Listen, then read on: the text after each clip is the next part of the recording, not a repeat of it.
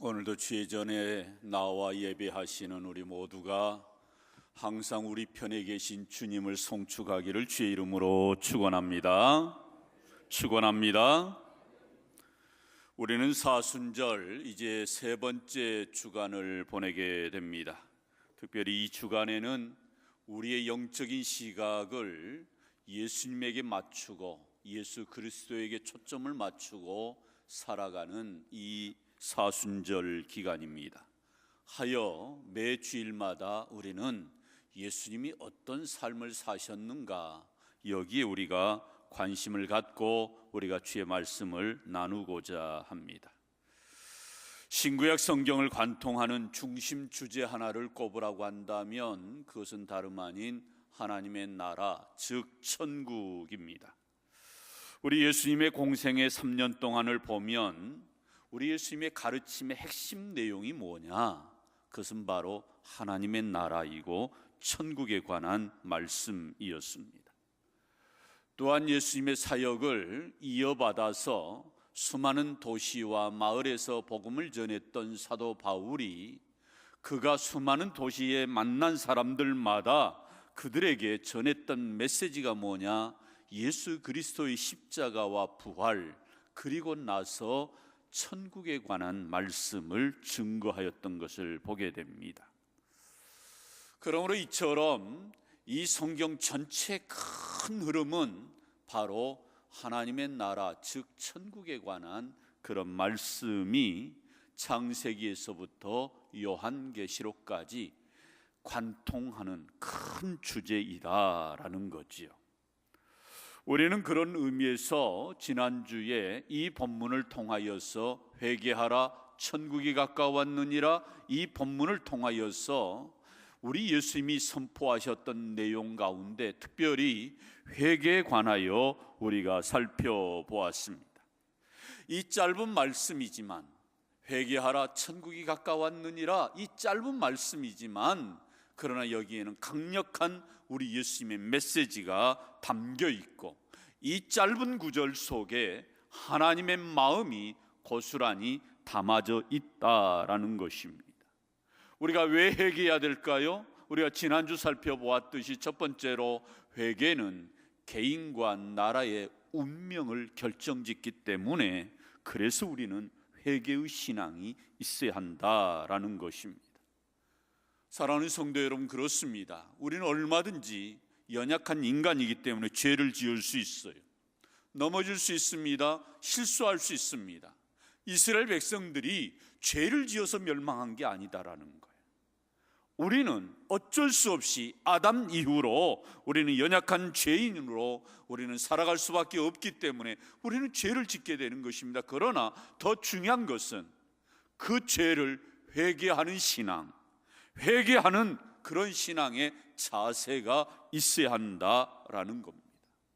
이스라엘 백성들이 멸망한 것은 여기에 넘어진 거지요. 그렇습니다. 회개하지 않으면 하나님 앞으로 결코 우리는 나아갈 수가 없는 것입니다. 우리 하나님은 사람은 사랑하시되 죄는 미워하십니다. 하여 우리 하나님께서 가장 싫어하시는 것, 그 죄에 대해서 우리가 하나님 앞에 회개하면, 자복하면 우리는 하나님의 용서함과 그 긍휼하심 속에 우리가 비로소 하나님 앞에 나아가게 되고 하나님과 우리와의 관계가 비로소 회복이 되는 것이다 라는 거지요. 그러므로 이 회개의 신앙은 굉장히 중요한 것입니다. 중세신학의 기초를 놓았던 한 사람을 꼽으라고 한다면 단연코 성 어거스틴을 꼽습니다. 이 어거스틴도 과거 지난날의 삶을 되돌아보면 그의 삶은 참으로 하나님 앞에 부끄럽기 짝이 없었어요. 청소년 시절입니다. 17살에 그는 가출해서 참으로 그는 허랑방탕한 삶을 살았던 사람 중에 한 사람이, 몸을 파는 창기와 함께 그는 동거까지 하면서 실제적으로 그는 쾌락과 정욕의 노예가 되어서 방탕한 삶을 살고 사생아까지 낳았던 그러한 젊은 시절을 이 어거스틴은 보낸 것입니다. 뿐만 아니라 자기 안에 영적인 갈망과 그 목마름이 있어서 그는 사실 혼합주의라고 말할 수 있는 만이교에 빠져서 결국은 이단에 빠져서 그는 젊은 날을 수없이 그렇게 보내게 된 것입니다. 이렇게 17살에 가출했던 어거스틴이 20대의 삶을 이렇게 살아간 거예요. 그런 그가 비로소 30세가 되어서 어머니 모니카의 기도로 그가 하나님 앞에 돌아오게 되었고, 하나님 앞에 서게 될 때에 비로소 자기 자신이 얼마나 허랑방탕한 삶을 살았는지, 얼마나 하나님 앞에서 추악한 인생이었는지 비로소 그가 지난날의 삶을, 젊은 날의 삶을 그가 후회하면서 하나님 앞에 참회하기에 이릅니다. 그가 참회록에서 자기 자신의 지난날의 과거의 그 잘못된 것을 이렇게 그는 고백합니다. 나는 망할 자이옵니다. 주님이셔 나를 불쌍히 여기소서. 나의 악한 슬픔이 나의 선한 기쁨과 싸우고 있는데 승리가 어느 편에 돌아갈는지 나는 알지 못합니다. 중요한 것은 나는 망할 자입니다. 주님이시여 나를 불쌍히 여기소서. 나는 망할 자입니다. 나를 보시옵소서. 하나님 앞에 자기의 지난날의 그러한 추악한 삶에 대하여 그는 후회하면서 하나님 앞에 참회하는 거예요. 나는 망할 자입니다. 그는 계속해서 지난날의 후회를 하나님 앞에서 이렇게 삼권에 가서 후회를 합니다. 그리고 참회합니다. 영원히 목마르지 아니하는 생명수가 내게 필요했음에도 불구하고 나의 발걸음은 어디로 빨랐어요? 세상으로 빨랐고, 나의 영혼이 공허하면 할수록 세상은 내게 가까워졌습니다. 영적인 목마름으로 하나님을 가까이 하는 인생을 사는 것이 아니라 오히려 세상으로 달려갔고, 그리고 그 세상의 그 수많은 것들을 취해보면서 나의 영적인 영혼의 목마름을 달래버리고 그러한 세상을 달려갔고 가까이 했다라고 말합니다. 이 어거스틴이 가장 좋아하는 우리 예수님의 가르침 가운데 탕자의 비유를 너무너무 좋아해요. 왜냐하면 이 탕자의 비유가 바로 자기 인생을 고스란히 얘기해 주는 말씀이었기에. 그래서 그는 나중에 이렇게 말합니다. 탕자를 눈물로 기다리던 아버지가 아들에게 달려가 목을 안고 입을 맞추며 이 내 아들은 죽었다가 다시 살아났으며 내가 잃었다가 다시 얻었노라는 이야기를 들을 때마다 흐르는 눈물을 감당할 길이 없습니다 라고 고백한 거예요. 자기가 영락없이 집을 나간 둘째 아들 그 탕자이었음을 어거스틴은 그가 이렇게 참여한 거예요. 사랑하는 성도 여러분, 그렇습니다. 회개는 개인의 인생을 되돌이키는 겁니다. 세상으로 향했던 나의 발걸음을 되돌려서 하나님께 향하게 하고, 세상을 향했던 인생이 다시금 하나님께로 돌아오는 터닝 포인트가 바로 회개의 시작이라는 거예요. 그래서 이 회개는 개인도 살고 나라도 살리는 길이다라는 겁니다. 사랑하는 성도 여러분, 그렇습니다. 우리가 회개하면 우리가 하나님 앞에 용서함을 받고 살아나게 되는 줄로 믿습니다. 여러분, 이것이 바로 회개의 굉장히 중요한 메시지. 회개는 개인의 운명도 나라의 운명도 결정짓는다는 것. 두 번째로 이 회개가 왜 중요한가? 오늘 본문의 말씀해 보니까 회개는 하나님의 나라를 들어가는 관문이 된다라는 겁니다. 다시 한번 27절 말씀, 우리 짤막하게 되어진 이 말씀 같이 읽습니다. 시작. 회개하라, 천국이 가까웠느니라. 아멘. 우리 예수님께서 회개를 선포하시면서 동시에 무엇을 선포했어요? 천국을 선포하신 것입니다. 예수님은 회개를 말씀하시면서 곧바로 천국과 연관시켜서 말씀하셨다라는 거예요. 회개하라, 천국이 가까웠느니라. 이 말을 쉽게 표현하면 회개와 천국은 서로 연결되어 있다라는 거예요. 회개 따로 천국 따로가 아니라 회개와 천국은 연결되어 있다라는 거예요. 우리는 하나님의 형상으로 지음받은 하나님의 백성들입니다. 동물들과 다른 어떤 식물들과 다른 것은 우리 모든 인간은 하나님의 형상으로 지음받았어요. 다시 말하면 하나님의 형상으로 지음받았다라고 하는 것은 마땅히 우리는 하나님을 섬기도록 창조되었다라는 것입니다. 그러므로 하나님의 형상으로 창조함을 받은, 하나님의 형상으로 지음을 받은 우리 모두가 우리의 인생의 본분이 있다면 그것은 바로 우리 하나님을 온전히 경배하는 것입니다. 우리의 회개의 내용이 뭐여야 됩니까? 윤리적인 죄, 도덕적인 죄, 이걸 얘기하는 거예요. 성경에서 말하는 궁극적인 회개라고 하는 것은 이런 윤리적인 죄 또는 도덕적인, 양심적인 그런 죄를 의미하는 것이기 이전에 보다 더 근본적인, 보다 더 궁극적인 죄를 우리가 회개해야 할 것을 말씀하고 있어요. 근본적이고 궁극적인 죄가 뭐예요? 그것은 바로 하나님과 우리와의 영적인 관계입니다.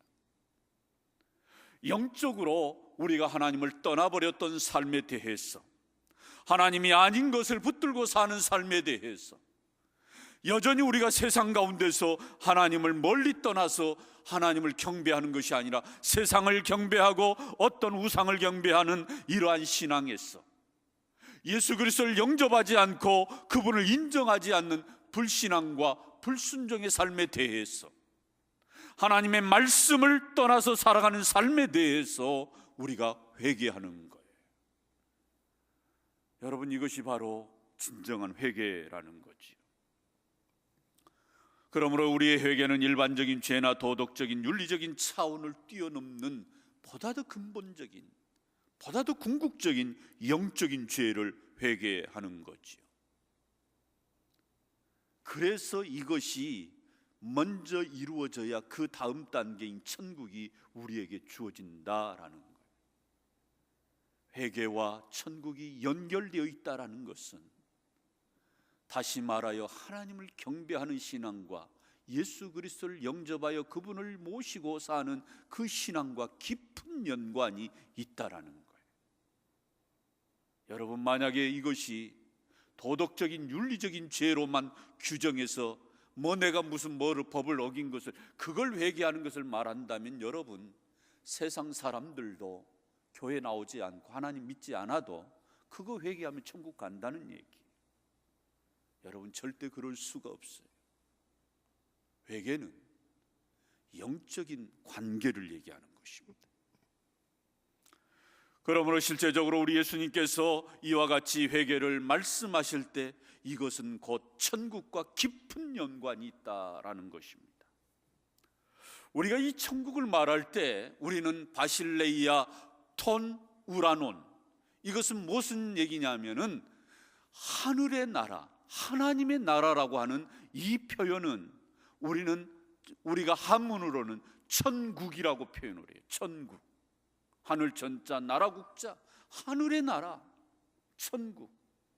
그런데 이 의미는 우리 예수님께서 그때마다 하셨던 말씀에 따라 정확하게 보면 달라요.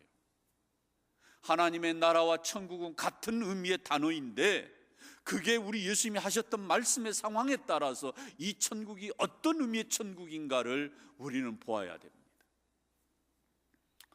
우리 예수님의 설교의 중심 주제는 천국이었어요. 그런데 이 천국은 다양하게 설명되고 있었음을 우리는 보게 됩니다. 우리는 천국을 흔히 죽어서 가는 것으로 우리는 이해하고 있어요. 즉 하나님의 나라는 죽어서 가는 것으로만 이해하는데 실제적으로 그렇지 않다라는 것. 우리가 당연히 모두가 이 세상을 떠나면 반드시 믿는 사람들은 천국으로 가는 것 맞습니다. 영생을 얻어서 우리 모두가 천국에 이르는 거예요. 여러분 믿습니까? 여러분 믿으셔야 됩니다. 믿어지지 않을지라도 이것은 믿으셔야 돼요. 우리 모두는 이 세상을 떠나면 반드시 믿는 사람들은 영생의 부활로 천국에 이르는 거예요. 반대로 믿지 않으면 그 사람은 영벌의 부활로 어디로 가요? 지옥으로 가게 돼 있어요. 이것은 영적인 질서예요. 하나님이 정해놓으신 거예요. 그렇기 때문에 이것은 사람이 내가 싫다 좋다 해서 선택할 수 있는 것도 아니고 내가 그것을 바꿀 수도 없는 거예요. 그런데 우리 예수님의 가르침을 보면 죽어서만 천국을 가는 것으로만 말씀하신 것이 아니라 우리가 현재 내가 살고 있는 내 삶의 현장 속에서도 우리는 천국을 얼마든지 우리 예수님이 우리에게 가르쳐 주셨어요. 여러분, 우리 예수님이 십자가에 달려 죽으신 후에 부활하셔서 그분이 이제 제자들 곁을 떠날 것이라고 말씀하시면서 떠나시는 이유 가운데 하나를 요한복음 14장 2절로 3절에서 이렇게 말씀을 했어요. 우리 한번 같이 읽습니다. 시작. 내 아버지 집에 거할 곳이 많도다. 그렇지 않으면 너희에게 일렀으리라. 내가 너희를 위하여 거처를 예비하러 가노니 가서 너희를 위하여 거처를 예비하면 내가 다시 와서 너희를 내게로 영접하여 나 있는 곳에 너희도 뭐하게 하리라? 있게 하리라. 아멘. 사랑하는 성도 여러분, 우리 예수님은 지금 천국에 가 계신 거예요. 저 천국에, 하나님의 나라에 우리 하나님 아버지와 함께 계시는 거죠. 이와 같이 우리 예수님 십자가에 달려 죽으신 후에 부활하여 내가 너희들을 위하여 거처를 예비하러 가노니 내가 그 거처를 예비하면 다시 와서 너희들을 내가 나 있는 곳으로 영접하여 나 있는 곳에 너희들도 뭐하게 하리라? 있게 하리라. 할렐루야. 우리 모두는 죽음 이후에 이처럼 예수님과 같이 부활하였어. 저 천국에 갖는 거 맞는 말씀입니다. 그러나 더 중요한 것은 우리가 먼 훗날 천국 가는 건 맞는 말이지만 그 천국을 미리 내 삶의 현장 속에서 오늘 이 현재 우리의 삶 속에서 맛보며 살아갈 수 있다라고 말씀하신 거예요. 죽음 이후로 가는 것은 미래지향적인 종말론적인 그러한 성격의 천국이라고 한다면 내가 살고 있는 내 삶의 현장 속에서 그 천국을 미리 앞당겨서 내 삶 속에 가지고 와서 그 천국의 삶을 살 수 있다라고 말씀하는 거예요. 어느 날 바리새인들이 예수님에게 찾아와서 예수님에게 사실상 그들이 따져 질문합니다. 그냥 궁금한 거 이상으로 그들은 뭔가 예수님의 약점을 잡기 위해서 따져 물은 거예요. 근데 그 질문 가운데 하나가 뭐였어요? 하나님의 나라가 언제 임합니까? 어느 때 임합니까? 질문합니다. 이때 우리 예수님이 누가복음 17장 21절에서 뭐라고 분명하게 말씀했습니까? 하나님의 나라가 어디 안에 있느니라? 너희 안에 있느니라. 아멘. 여러분, 이 말씀의 의미가 뭐예요? 하나님의 나라가 너희 안에 있느니라. 무슨 나라가 어떤 국가의 어떤 형태가 내 안에 어떻게 들어와요? 여기에서 이 나라라고 하는 바실레이아라고 하는 말은 통치의 영역을 얘기하는 거예요. 다시 말하면 하나님께서 나를 다스리시고 나를 통치하심으로 내가 그 하나님의 통치에 들어갈 때 비로소 우리가 뭐 한다는 거예요? 하나님의 나라가 내 안에 임하게 된다는 거예요. 여러분 믿습니까? 여러분, 우리 예수님이 실제적으로 이 땅에 오셔서 회개하라 천국이 가까웠느니라고 이와 같이 말씀하신 것은, 이것은 우리가 나중에 죽어서 가는 천국도 말씀하시지만, 그러나 더 중요한 것은 예수님이 이 땅에 오심으로 예수 그리스도의 통치가, 예수 그리스도의 다스림이 이제 시작이 되어서 비로소 이 땅 가운데서 이제 하나님의 나라가 시작되었다라는 거예요. 그래서 봐보세요. 우리 예수님의 그 통치가 어떻게 이루어집니까? 수많은 병든 자들을 만났을 때 병든 자가 모함을 받고 고침을 받고, 귀신들이 뭐하고 떠나가고, 문둥병자가 고침을 받고 안진뱅이가 일어나고 눈먼 자들이 눈을 뜨게 되고. 여러분, 이거 무엇을 얘기한 겁니까? 예수 그리스도가 이 땅에 오심으로 비로소 하나님의 나라가 그들의 인생 가운데로, 삶의 현장으로 가까이 들어왔다라는 얘기예요. 그분의 가르침이 내 인생으로, 내 생활로 들어왔다라는 얘기예요. 그래서 예수님을 만난 사람들마다 그들의 삶에 뭐가 일어나요? 변화가 일어나는 거예요. 그분을 만나는 사람들마다 변화되지 않는 사람이 없어요. 그들을 만난 사람마다 연약한 사람들이 고침을 받고 다스림을 받고, 그래서 비로소 그들이 눈먼 자들이 보게 되니까 이게 바로 하나님의 나라가 그 인생 가운데 임하게 되었다라는 거예요. 여러분 믿습니까? 여러분, 이게 하나님의 나라인 거예요. 어떤 건물을 생각하고 어떤 국토의 개념의 영역으로 우리가 하나님의 나라를 생각할 수 있지만 그것은 우리가 죽음 이후로예요. 그러나 내 삶의 현장에서 이 하나님의 나라는 이렇게 우리에게 이미 임하였다는 거예요. 그래서 이 하나님의 나라가 언제 임합니까? 라고 그들이 물을 때에 하나님의 나라가 이미 너희 안에 뭐 하느니라? 있느니라. 사랑하는 성도 여러분, 예수 믿지 않는 사람이 예수 그리스도를 믿음으로 마침내 그가 예수님을 영접하였다면 이미 그 심령 속에 예수 그리스도가 임하여서 하나님의 나라가 그 인생 가운데 임하였는 줄로 믿습니다. 그래서 바울은 이것을 성전으로 말을 해요. 너희 몸이 거룩한 성전이라는 거예요. 왜냐하면 그리스도가 내 안에 거하고 성령이 내 안에 거하심으로 내가 주를 고백하니까 네 안에 이미 하나님의 나라가 임하였고, 너는 이제 단순한 몸뚱아리가 아니라 육체가 아니라 네 자체가 바로 하나님이 거하시는 성전이 되었다라고 말씀하는 거예요. 무슨 얘기예요? 하나님의 나라가 그 인생 가운데 임한 것입니다. 예수님을 믿었다라고 하는 것은, 하나님을 믿었다라고 하는 것은 내가 그분의 다스림 속에 내가 굴복한다는 거예요. 그분 앞에 순종하는 것이지요. 당시 유대인들은 로마 통치 아래 억압 속에 살았습니다. 그들은 로마의 무서운 세금과 질병과 영적인 고통에서 너무너무 힘들어했어요. 그런데다 그들은 영적으로도 그들은 자유하지가 못했습니다. 그러한 이들을 향하여 우리 예수님이 일성으로 외쳤던 말씀, 회개하라, 천국이 가까웠느니라. 너희들이 가이사의 통치 아래서, 로마의 통치 아래서 너희들이 살아가지만, 그러나 이제는 비로소 너희들이 내가 다스리는 나라, 하나님의 아들 예수 그리스도가 다스리는 그 나라에 너희들이 이제 살 것이라고 우리 예수님이 이렇게 영적인 메시지를 선포하시는 거예요. 그렇다면 만약 우리 가정이 하나님 말씀대로 순종하고 사랑하며 살아간다면 우리 가정이 뭐예요? 하나님의 나라가 이미 이루어진 것입니다. 우리 교회가 하나님만을 경배하고 하나님의 이름을 높여드리고, 그리고 하나님의 말씀에 순종하고 그분의 다스림 속에 우리 교회가 건강하게 서 있다면 이미 우리 교회는 뭐예요? 하나님의 나라가 이 안에 있게 되는 줄로 믿습니다. 여러분, 이것이 바로 하나님의 통치의 개념의 바실레 투 데우, 하나님의 나라가 우리 가운데 이미 임한 거예요. 그래서 저는 개인적으로 찬송가 438장을 너무너무 좋아합니다. 여러분, 거기에 특별히 3절을 보면은 이런 내용의 가사가 있어요. 높은 산이 거친 들이 초막이나 궁궐이나 내 주 예수 모신 곳이 그 어디나 무슨 나라? 하늘나라. 할렐루야 찬양하세. 내 모든 죄 사함 받고 주 예수와 동행하니 그 어디나 하늘나라. 우리 한번 3절만 우리 무반주로 한번 찬양하실까요?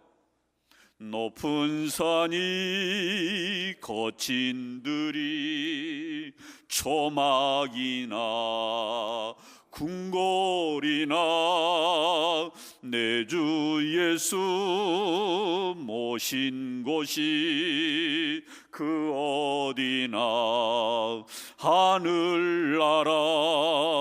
할렐루야 찬양하세. 내 모든 죄 사함 받고 주 예수와 동행하니 그 어디나 하늘나라. 할렐루야. 여러분, 그렇습니다. 얼마나 기가 막힌 가사의 말씀이에요. 기가 막힌 신앙의 고백입니다. 내 주 예수 모신 그곳, 그것이 초막이나 궁궐이나 내 주 예수 모셨다면 그곳이 바로 하늘나라임을 고백하고 살기를 주의 이름으로 축원합니다. 회개하라 천국이 가까웠느냐의 이 말씀의 선언은 이제 사탄의 시대는 끝났다라는 선포이기도 해요.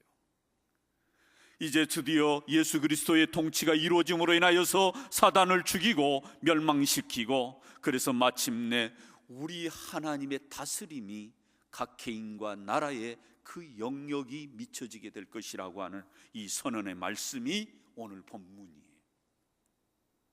이러한 말씀을 우리 예수님은 굉장히 비중 있게 이 공생의 기간 동안에 말씀하시는 거예요. 그렇다고 한다면 우리 예수님의 중심 사상이, 중심 주제가, 중심 가르침이 하나님의 나라이었다면, 여러분 이것은 바꿔 말하면 우리의 최대의 관심사, 우리의 최대의 관심사도 하나님의 나라가 되어야 된다는 말이에요. 우리의 최고의 가치가 하나님의 나라가 되어야 된다는 말씀입니다. 여러분 무엇이 중요합니까? 무엇이 가장 최고의 가치 있는 것이라고 평가하십니까? 우리 하나님의 백성들에게 최고의 가치는 세상의 어떤 그 무엇이 아니라 예수 그리스도요, 또 하나는 바로 하나님의 나라가 내 인생의 최고의 가치요, 최대의 관심사가 되기를 주의 이름으로 축원합니다.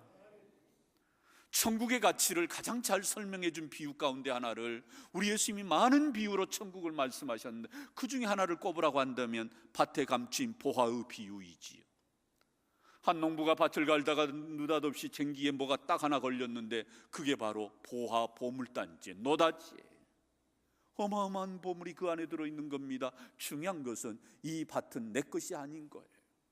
그래서 이 농부가 지혜롭게 그 보물단지를 덮어두고 이 주인과談判을 합니다. 이 밭을 나에게 파시오. 그래서 그가 이 밭을 자기 이름으로 소유권 이전 등기를 하고 그가 마침내 그 보화를 자기 것으로 만들어가는 이 지혜의 비유를 우리 예수님이 일찍이 마태복음 13장에서 말씀했어요. 우리 44절 이하를 한번 같이 읽습니다. 시작. 천국은 마치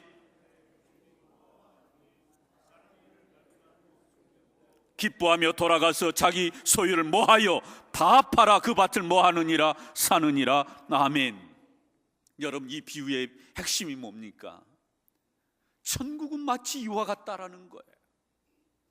이 천국을 발견했어요. 발견했으면 나의 소유를 다 팔아 내가 그 소유를, 그 밭을 사느니라. 천국이 가장 귀한 것이고 이것이 나의 최대의 관심사이어야 함을 이와 같이 우리 예수님은 말씀해 주신 것입니다. 저는 인류 역사 가운데 가장 어리석은 판단을 했던 사건 하나를 꼽으라고 한다면, 가장 어리석게 판단해서 저질렀던 사건 하나를 꼽으라고 한다면 저는 러시아가 알래스카라는 땅을 일본에 팔았던 사건을 꼽고 싶습니다. 1800년대 소련이 왜 알래스카를 미국에 팔아넘겼습니까? 그들은 자기들 안에서, 이 소련 소비에트 연방, 이 자기들 안에서 전쟁이 일어났어요. 저 이스라엘 쪽으로 해서 크림반도라고 하는 곳에 그 지역에 인접된 수많은 나라들과 전쟁이 일어난 거예요. 그걸 가리켜서 크림 전쟁이라고 해요. 크림 전쟁. 뭐 골드 크림, 뭐 피부에 바르는 그런 크림 같은 그런 크림 전쟁이라는 거예요. 그러면서 결국은 러시아가 패배를 했습니다. 그 전쟁의 후유증으로 많은 빚을 지게 된 것입니다. 재정에 어려움이 생기게 되고, 그래서 그들에게는 현찰이, 이 캐시가 필요했어요.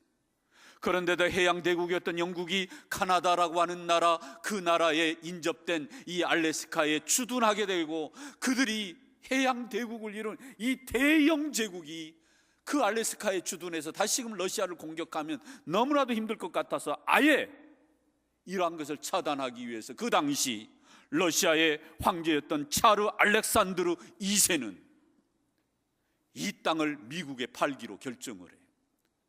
그때 당시 국무장관이었던 이 윌리엄 슈도로라고 하는 이 국무장관과 서로 간 슈어드, 이 국무장관과 서로 간에 밀고 당기는 그런 협상이 이루어진 것입니다. 그리고 마침내 그해 3월 30일 새벽에 러시아령으로 있었던 이 북아메리카 60만 평방마일, 우리나라 땅으로 보면은 약 7배에 해당되는 이 땅을 러시아가 미국에 팔아버리기로 결정합니다.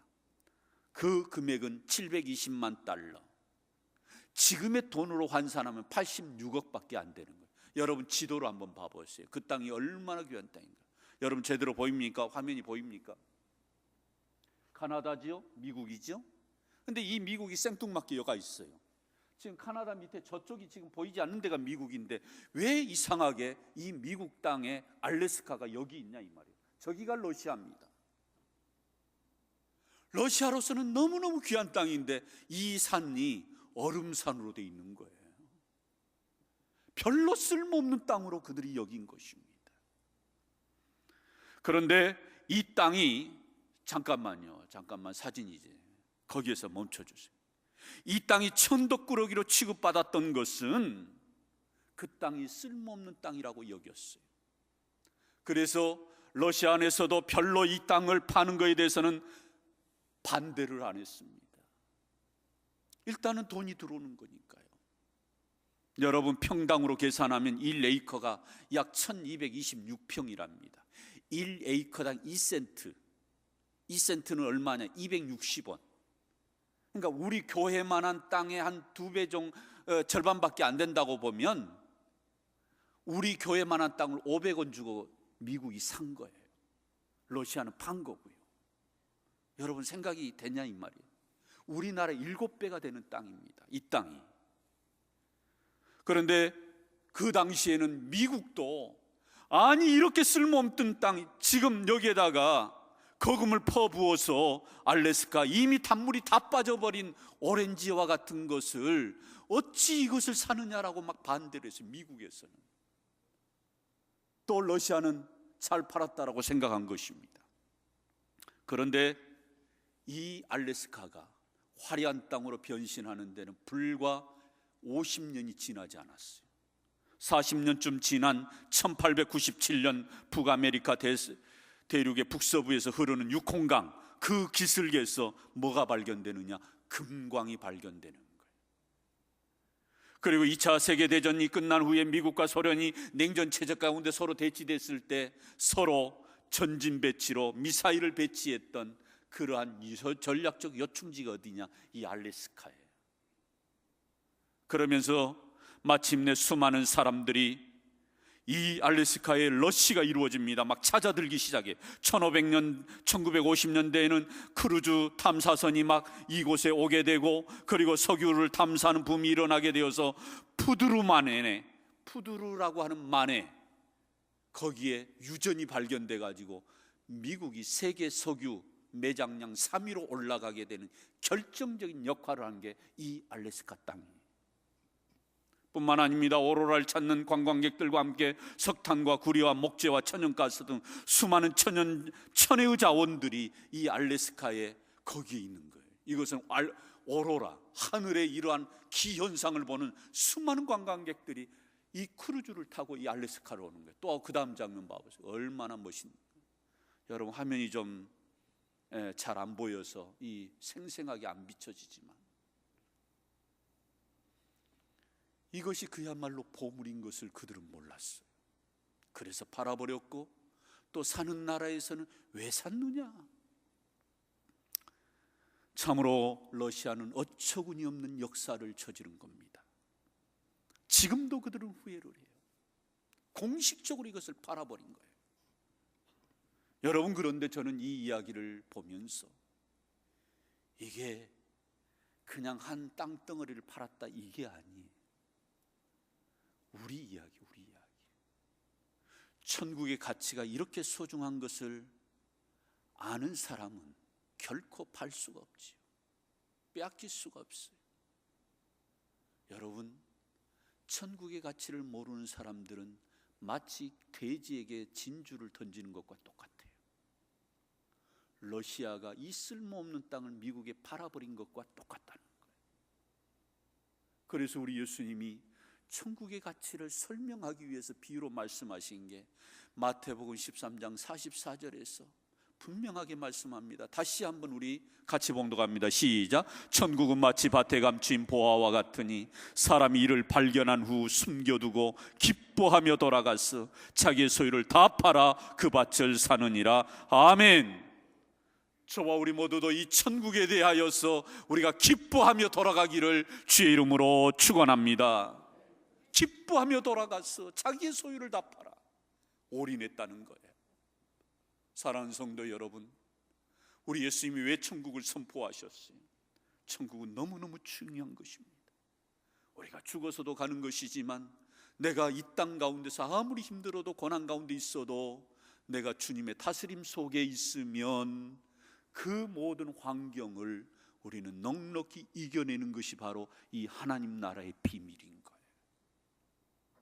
그러므로 이 천국의 이 소중함을, 이 귀중함을 우리가 고백하면서 일평생 우리는 이 천국에 대한 신앙의 고백을 분명히 하면서 살아가는 우리 온 성도들이 되기를 주의 이름으로 축원합니다. 축원합니다.